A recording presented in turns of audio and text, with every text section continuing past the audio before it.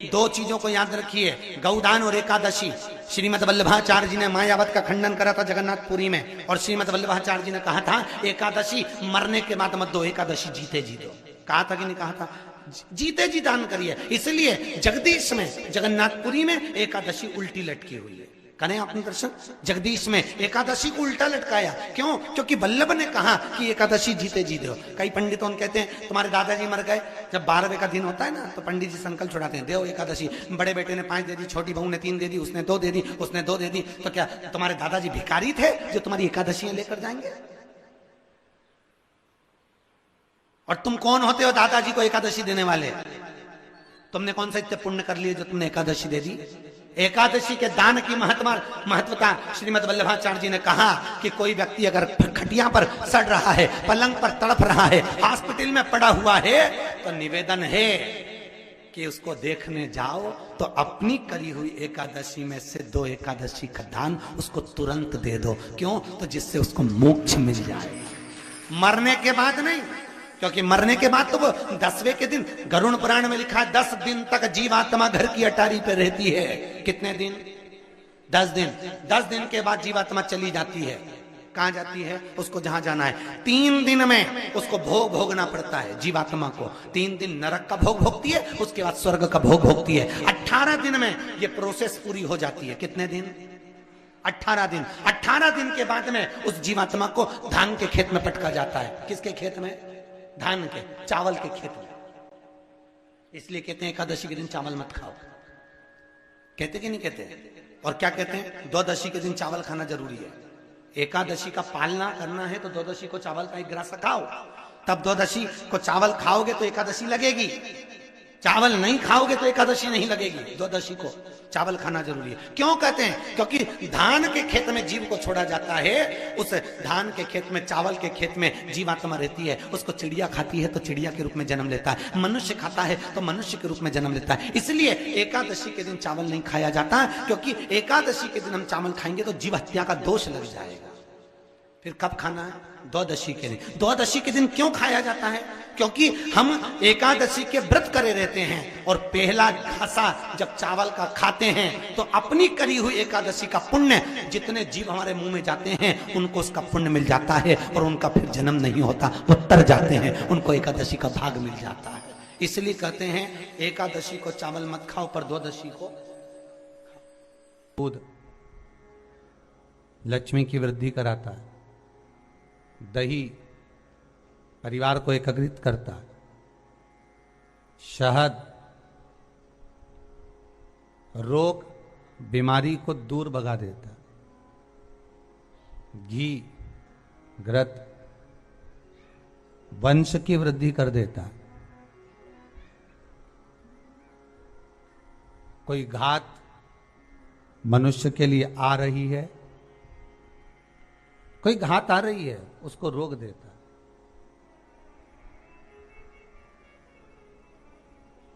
शक्कर मिष्ठान महाराज,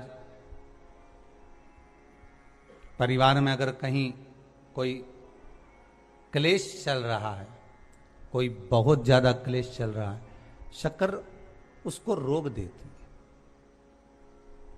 शिव को समर्पित होने वाली एक एक वस्तु, शंकर को समर्पित होने वाला एक एक पदार्थ, शिव को समर्पित होने वाली एक एक चीज भगवान स्वतः स्वीकार कर कर जीवन का एक आनंद सुख दे। मारने के लिए आतुर हुए शंकर भगवान के सिर से एक पसीने की बूंद पृथ्वी पर गिर गई। गिरते से एक धधकता हुआ अंगारा, लाल धधकता हुआ अंगारा ग्रह एक पुत्र के रूप में जन्म ले लिया। पृथ्वी से हुआ, इसलिए मंगल कहला गया। धधकता हुआ।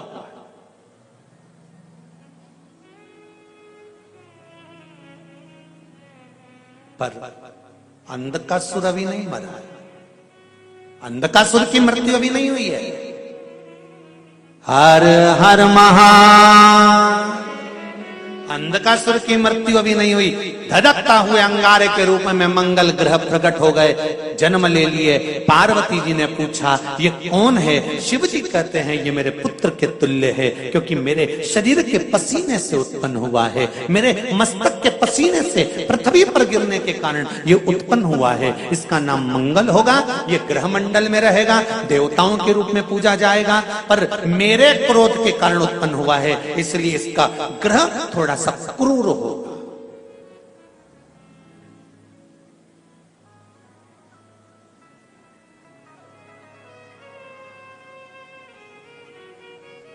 एक बात बहुत ध्यान से सुनिएगा, विवाह, शादी, संतान प्राप्ति, विवाह के बाद में विवाद या किसी नए कार्य के लिए आगे बढ़ रहे हैं और उसमें अड़चन आ रही है, तो एक बार किसी ज्योतिष आचार्य के पास जाकर पूछना, वो बता देगा या तो मंगल या शनि कुछ ना कुछ, कोई ना कोई क्रूर ग्रह तकलीफ दे रहा होगा। ज्योतिष आचार्य के पास जाएंगे, वो कहेगा।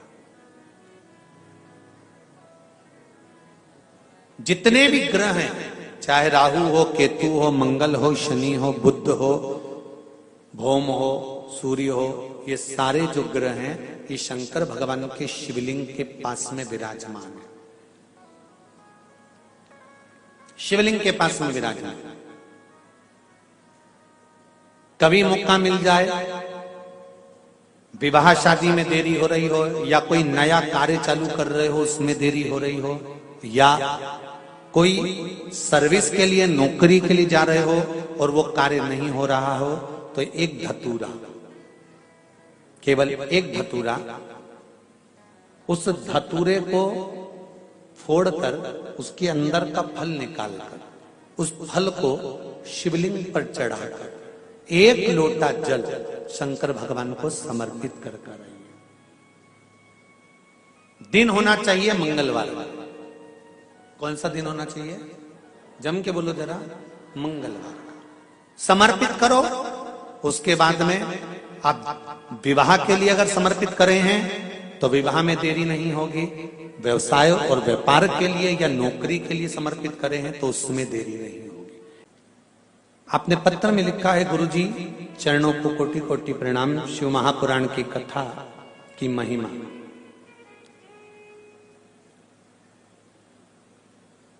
क्या क्या बताऊं? शिव पंचायत कथा से हमने, जो शिव पंचायत कथा हुई थी, आप लोगों ने भी टीवी पर श्रवण करी होगी, उस कथा से हमने सुना था। उस समय पर हमने एक बोर डालते समय का उपाय करने से हमने बोर करवाया और उसमें पानी की मात्रा नहीं थी, तो वो उपाय करा। बाबा की कृपा से पानी 85 फीट को आ गया। 5 बेलपत्र पानी के तांबे के लोटे का डालकर धतूरे वाला प्रयोग का स्मरण किया और शिव की कृपा से वो जल 85 फीट पर अच्छा मीठा जल प्राप्त हो गया। ये शिव की कृपा है। बैठिए रेड्डी जी, बैठिए। हर हर महादेव। श्री डी सारिका डी शंकर संगार रेड्डी तेलंगाना से। ये शिव की उपासना, ये शंकर की करुणा। आप अगर दिल से कर रहे हैं कोई उपाय, आप भगवान शंकर की आराधना अगर दिल से कर रहे हैं, भगवान शिव की आराधना आप हृदय से कर रहे हैं, तो ये निश्चित है कि शिव दिल से सुनेगा जरूर। तेरा ही दिया मैंने खाया पिया है, तेरा शुक्रिया। इतना सुंदर प्रश्न है। एक बार माता पार्वती जी ने शिव जी से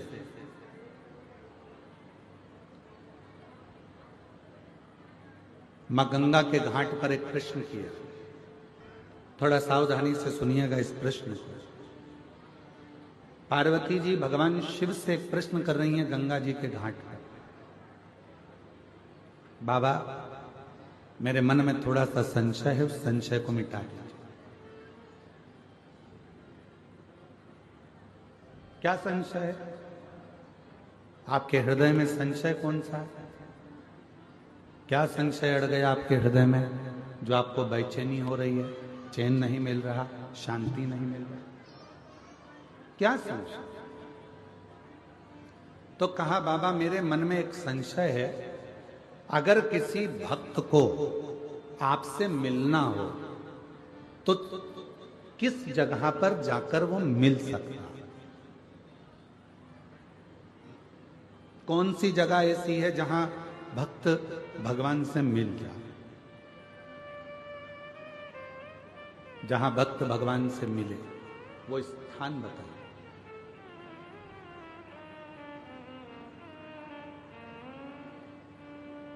जैसे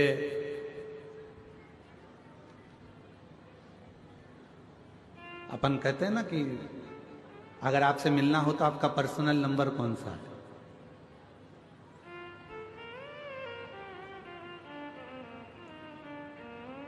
हमें अगर फोन करना है तो आपका पर्सनल नंबर कौन सा हो सकता है? तिवारी जी, विजय प्रसाद तिवारी जी, आपका पर्सनल नंबर कौन सा है? नंबर ही नहीं है तो जो साथ रहते हैं उनका तो होगा। शंभू बड़े सरल है, बड़े साथ। तो कहते हैं किसी से अगर मिलना हो तो उसका पर्सनल नंबर पूछा जाता है कि आपका पर्सनल नंबर कौन सा है। अगर हमें बात करना हो, बहुत जरूरी बात हो, तो आपका नंबर मिल सकता है, प्राप्त हो सकता है। ये बॉटल बांटने वाले भैयाओं से मेरा एक निवेदन है कि पीछे जो लोग धूप में बैठे हैं, मेरी जीजियों, आप लोग तो पानी की बोतल साथ लाए हो ना, बोलो तो जम के। तो जो पीछे धूप में बैठे हैं उनसे निवेदन है कि यहाँ बाटल ना देकर जो वनवासी आदिवासी क्षेत्र के मेरे बहन भाई धूप में बैठे हुए हैं, आप उनको बाटल दीजिए पानी की और उनको प्रदान करें।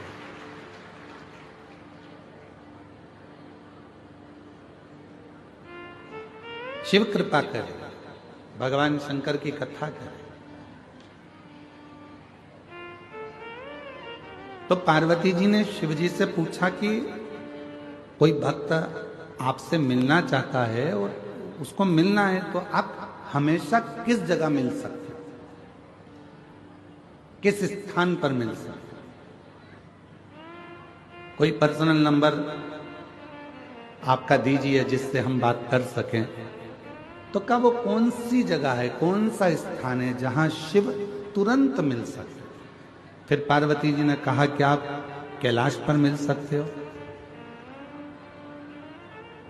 तो भगवान शंकर ने कहा कैलाश पर मिल तो जाऊंगा, मना नहीं है मिलने के लिए, पर बात इतनी सी है, जिसके पास में पैसा होगा खर्चा कर कर, जिसका शरीर सही चल रहा होगा मेहनत कर कर तो कैलाश तक पहुंच जाएगा। पर जो बेचारा गरीबड़ा है, साधारण है, उसके पास पैसा भी नहीं है, जाने आने का साधन भी नहीं है, वो कैलाश पर कैसे पहुंचे? वो कैलाश पर्वत तक कैसे पहुंचे? तो पार्वती जी ने कहा फिर आप क्या केदार पर मिल जाओगे? शिव जी ने कहा मैं केदारनाथ में भी मिल जाऊंगा, पर दिक्कत इतनी सी है कि वहां पर आने के लिए भी शरीर पूरा अच्छा चाहिए और थोड़ा सा धन चाहिए, तो वहां भी मैं मिल जाऊंगा। पर गरीब कैसे पहुंचे? ये जो अपना वन नहीं छोड़ सकते, ये अपना आदिवासी वनवासी क्षेत्र के जो भक्त हैं, आदिवासी वनवासी क्षेत्र के जो मेरी बहन हैं, आदिवासी वनवासी क्षेत्र के मेरे जो जीजा हैं, जो मेरी बेटियां हैं, बेटे हैं, जो मेरे बुजुर्ग माँ बाप हैं, वो अपना वन नहीं छोड़ सकते, जो अपना जंगल नहीं छोड़ सकते, वो आपसे कैसे मिले थे? वो केदारनाथ भी नहीं जा सकते, वो कैलाश धाम भी नहीं जा सकते, वो विश्वनाथ भी नहीं जा सकते, वो सोमनाथ भी नहीं जा सकते, वो अमरनाथ भी नहीं जा सकते। तो इनके लिए कोई सरल साधन बता दो कि प्रभु मैं आपसे पूछना चाहती हूं, कोई ऐसा नंबर बता दो जिससे तुरंत इनसे मिलना हो जाए, आपसे मिलना हो जाए।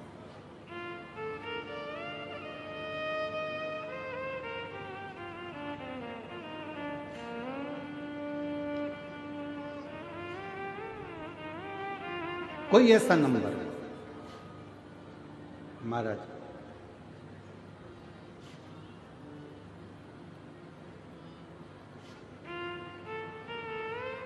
शिव जी मौन होकर बैठ गए। भगवान देवरी मौन, कुछ बोले। फिर पार्वती जी ने कहा, बताओ ना, कैलाश पर साधारण व्यक्ति नहीं पहुंच सकता, केदार पर नहीं पहुंच सकता, काशी नहीं पहुंच सकता, कोई ऐसी जगह बता दो जहां पर आप तुरंत मिल जाएं। तब भगवान शिव जी ने कहा, पार्वती अगर मुझे तुरंत पाना है, एक क्षण में मुझे चाहिए, तो अपने दिल में मुझे झांक कर देखना प्रारंभ कर दो। मैं तुम्हारे हृदय में विराजमान, मैं अपने हृदय क्या दिल में।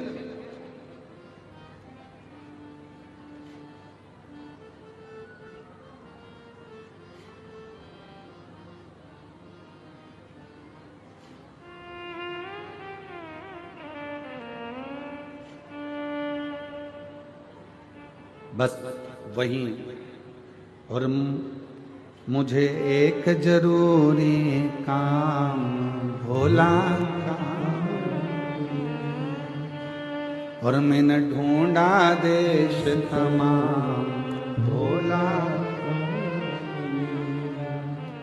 कहाँ मिलेगा, कहाँ मिलेगा, कहाँ मिलेगा, कहाँ मिलेंगे, कहाँ मिलेंगे, कहाँ मिलेंगे, मुझे एक जरूरी काम भोला, मैंने ढूंढा देश तमाम भोला, कहाँ मिलेगा, मुझे एक जरूरी काम भोला, कहाँ मिलेगा, कहाँ मिलेगा, कहाँ मिलेगा,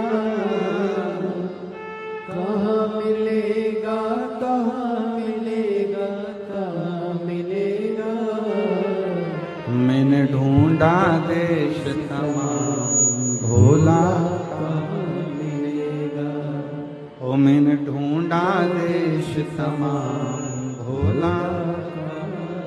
शिव कह रहे हैं, कोई मुझे तीर्थ में ढूंढेगा, कोई मुझे स्थानों पर ढूंढेगा, कोई मुझे मंदिर में ढूंढेगा, कोई मुझे शिवालय में ढूंढेगा, जिसकी जहां मर्जी होगी कैलाश तक मुझे ढूंढने के लिए आएंगे। दुनिया के लोग सब जगह ढूंढते हैं, पर ईश्वर जो उसके अंदर बैठा हुआ है वो अंदर झांक कर नहीं देखता। जिस दिन वो अंदर झांकेगा, अंदर झांकने के लिए, अपने भीतर खोजने के लिए क्या करना पड़ेगा? तो कहा, किसी एकांत में बैठकर, कहीं एकांत में बैठकर जब आप शंकर के ओम नाद को करोगे तो वो भीतर से प्रकट होकर तुम्हारे सम्मुख में आकर खड़ा हो जाए। जरा उत्तर दीजिएगा आप लोग सभी। तुम्हारे घर में 50,000 रुपए हैं,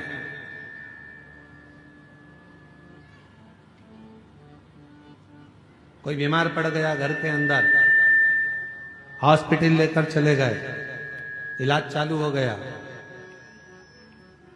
दवाइयां भी आने लगी, गोलियां भी आने लगी, हॉस्पिटल का खर्चा भी निकलने लगा, सब कुछ।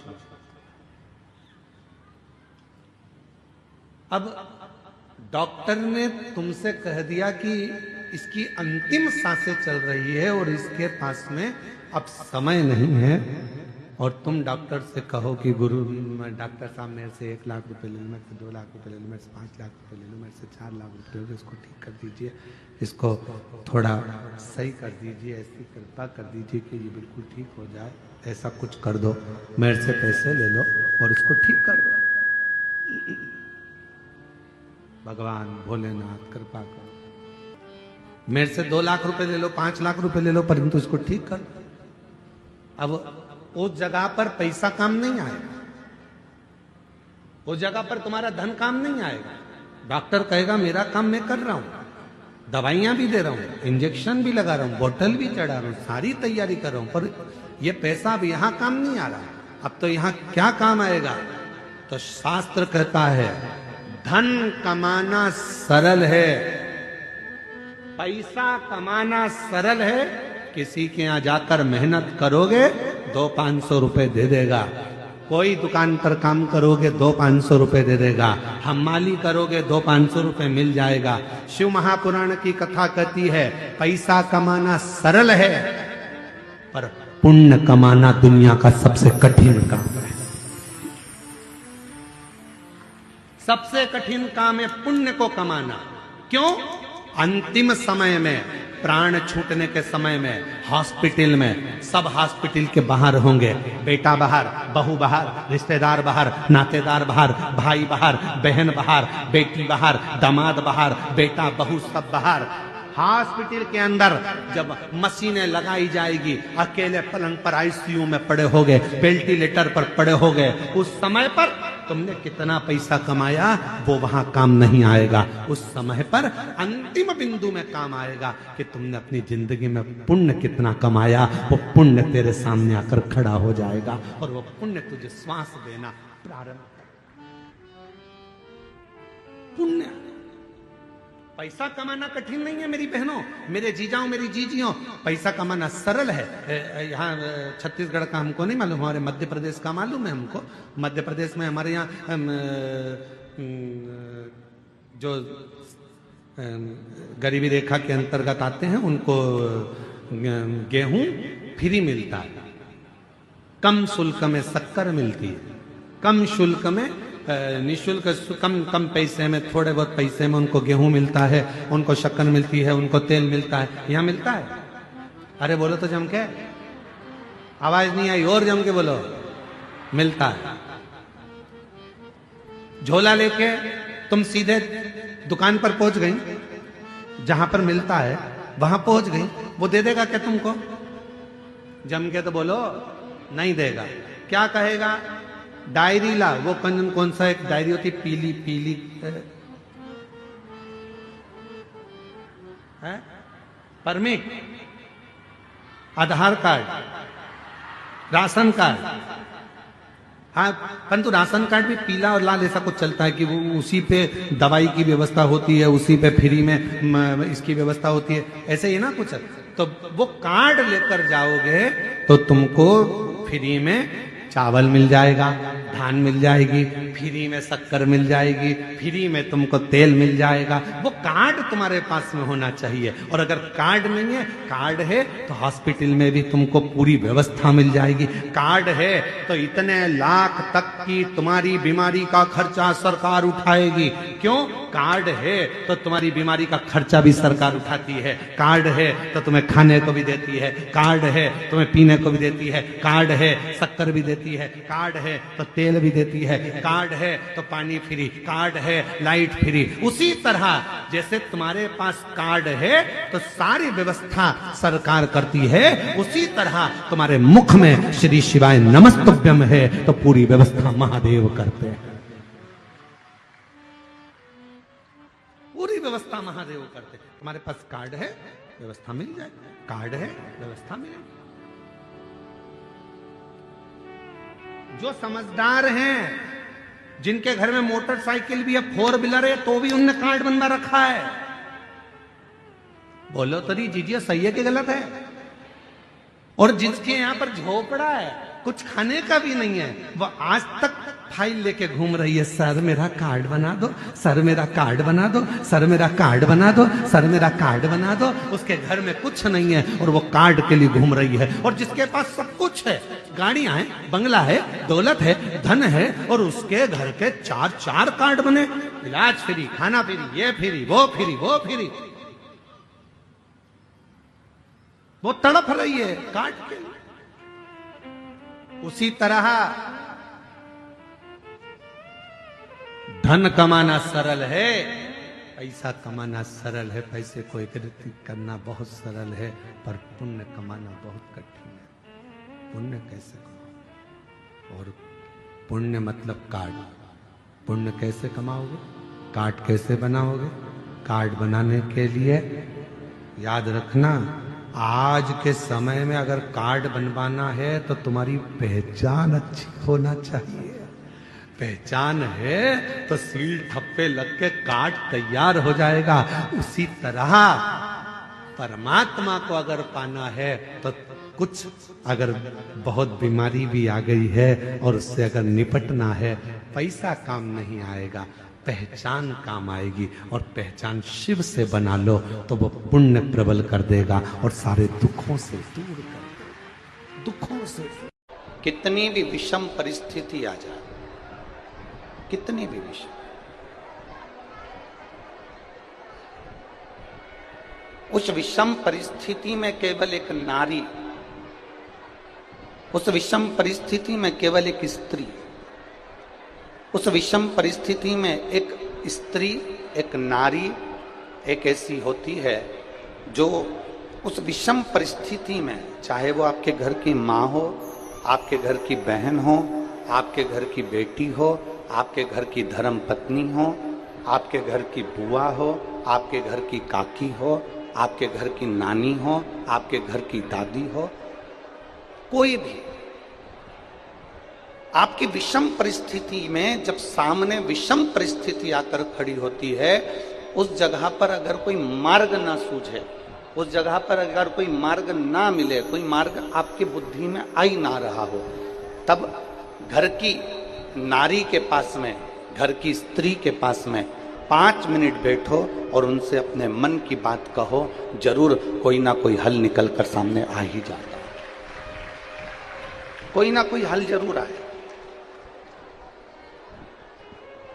कोई ना कोई हल आपके सम्मुख में निकल कर आएगा।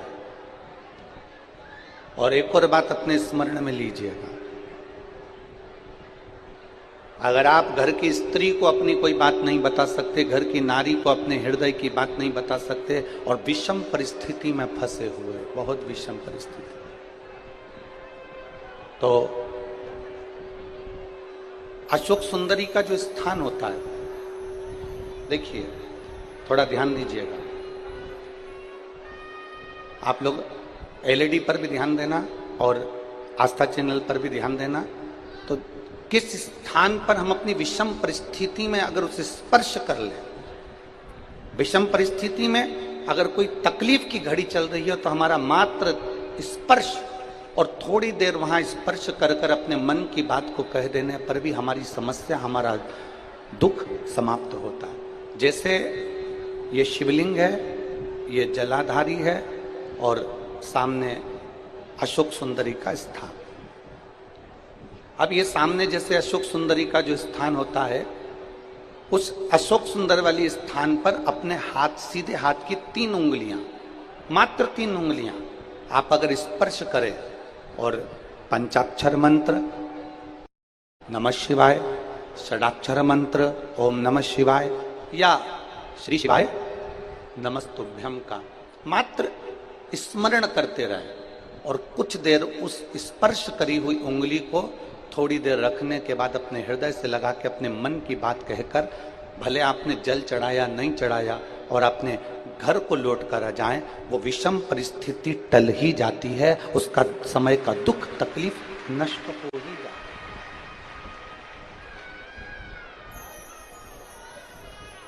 वो एक विषम परिस्थिति को टालने का स्थान है। कहते हैं कि जब हम अशोक सुंदरी वाले स्थान पर,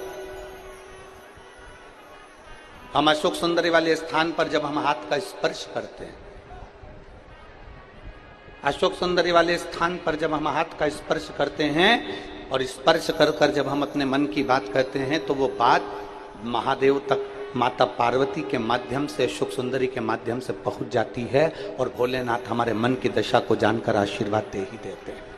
वो विषम परिस्थिति।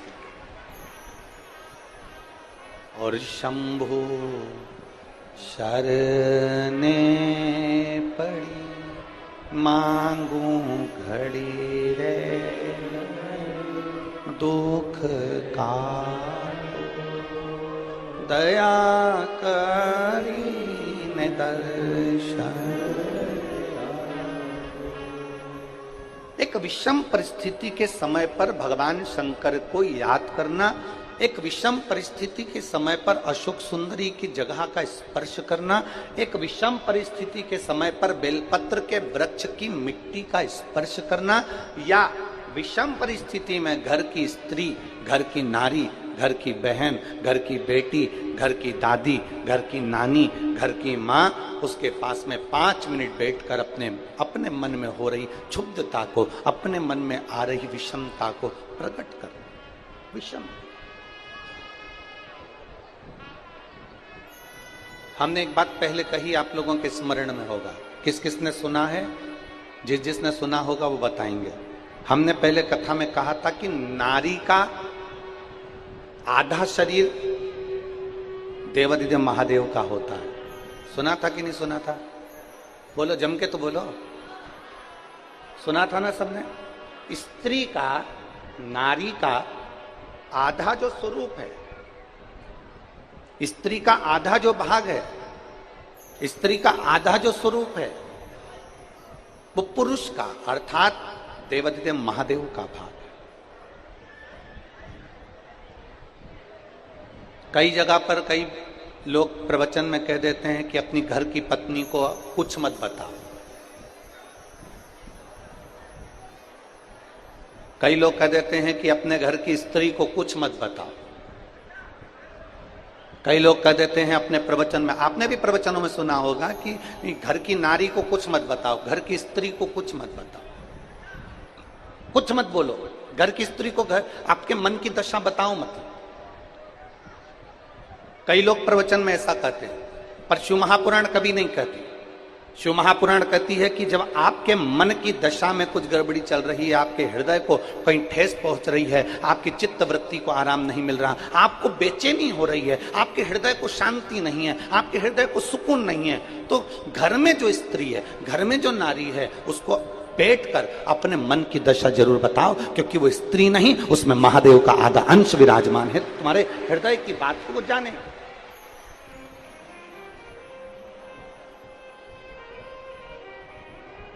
आपके हृदय की मनोदशा को वो पहचाने, आपके हृदय की बात को वो जानने का प्रयास करे, उसको कहो।